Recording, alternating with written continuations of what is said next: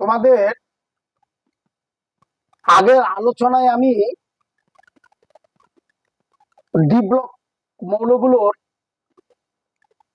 12 নম্বর গ্রুপের একটা মৌল জিঙ্ক দস্তা, এটা কোন বস্তুর উজ্জ্বলতা বৃদ্ধির জন্য, দীর্ঘদিন স্থায়িত্বের জন্য তড়িৎ প্রলেপন বা গ্যালভানাইজিং করা হয়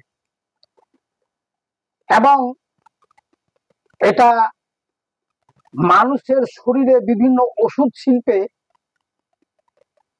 ব্যবহার হয়, কারণ এই জিঙ্ক একটা এনজাইমের সঙ্গে যুক্ত হয়ে আমাদের শরীরে বিশাল উপকার করে। এই জিঙ্ক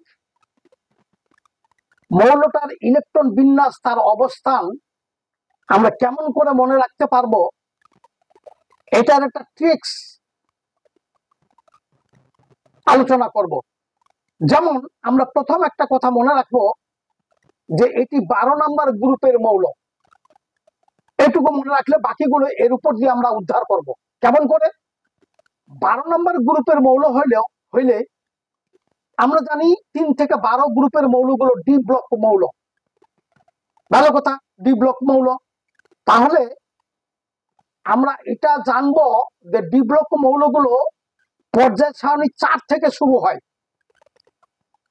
অর্থাৎ পিরিয়ড 4, 5, 6, 7 এই পিরিয়ড গুলোতে, পর্যায়গুলোতে ডি ব্লক মৌলগুলো থাকে।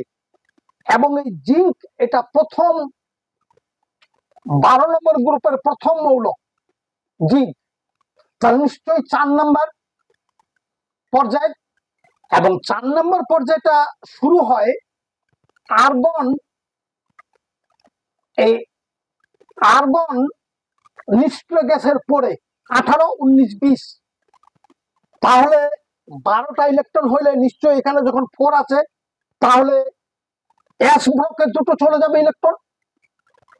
আবার আমরা মনে রাখলাম 4 যদি হয় এন এর মান, তাহলে এটা হবে 3D, তাহলে অবশ্যই এটা 3D10।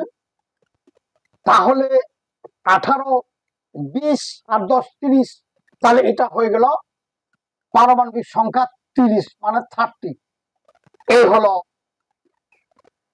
জিঙ্ক মৌলটি, অর্থাৎ দস্তার ইলেকট্রন বিন্যাস এবং পর্যায় স্থানে তাদের অবস্থান এবং মৌলটা কি প্রকৃতির, স্বাভাবিকভাবে এটার কি ব্যবহার, এইটুকু মনে রাখলেই অনেক উপকার হবে জিঙ্ক সম্পর্কে। তোমরা এই সংক্ষিপ্ত আলোচনাটা থেকে অনেক উপকার পাবে বলে আমার বিশ্বাস। তোমাদের সকলকেই ধন্যবাদ।